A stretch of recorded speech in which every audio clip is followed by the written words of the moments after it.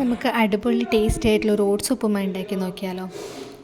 അതിനായിട്ട് കറിവേപ്പില, പച്ചമുളക്, ഇഞ്ചി, കാഷ്യൂനട്ട്, ഉള്ളി, ക്യാരറ്റ്, ഇഷ്ടമുള്ള എല്ലാ വെജിറ്റബിൾസ് എടുക്കുക കേട്ടോ. ഞാനിപ്പോൾ ഇത്രയാണ് ഇവിടെ എടുത്തിട്ടുള്ളത്. ഒരു പാത്രം ചൂടാക്കിയതിന് ശേഷം അതിലേക്ക് കുറച്ച് എണ്ണ ഒഴിച്ച് ഉഴുന്നും കടുകും പൊട്ടിച്ചതിന് ശേഷം വെജിറ്റബിൾസൊക്കെ ഇട്ട് നന്നായിട്ടൊന്ന് വഴറ്റിയെടുക്കാം. അതിലേക്ക് കുറച്ച് ഉപ്പും വെജിറ്റബിൾസ് വേവാനായിട്ടുള്ള ഉപ്പും കുറച്ച് മഞ്ഞൾപ്പൊടിയും ചേർക്കുക. കളറിനാണ് മഞ്ഞൾപ്പൊടി ചേർക്കുന്നത്.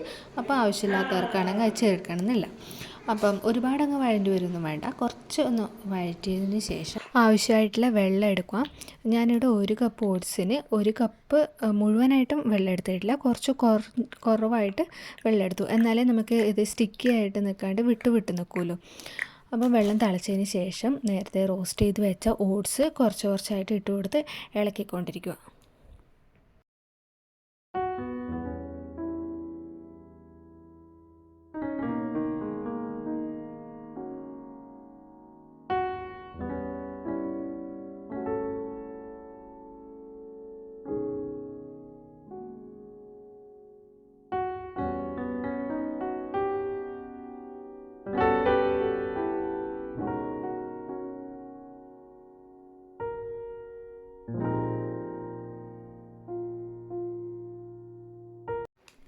നന്നായി ഇളക്കിയതിന് ശേഷം ലോ ഫ്ലെയിമിലാക്കിയിട്ട് ഒരു 3 മിനിറ്റ് നേരം വേവിക്കാൻ വെക്കുക. 3 മിനിറ്റിന് ശേഷം ഫ്ലെയിം ഓഫ് ആക്കിയിട്ട് ഒന്നുകൂടെ നന്നായി ഒന്ന് ഇളക്കി നോക്കുക. ഇത് നമുക്ക് ബ്രേക്ക്ഫാസ്റ്റായിട്ടും ഡിന്നറിനായിട്ടൊക്കെ കൊടുക്കാൻ പറ്റുന്നതാണ്.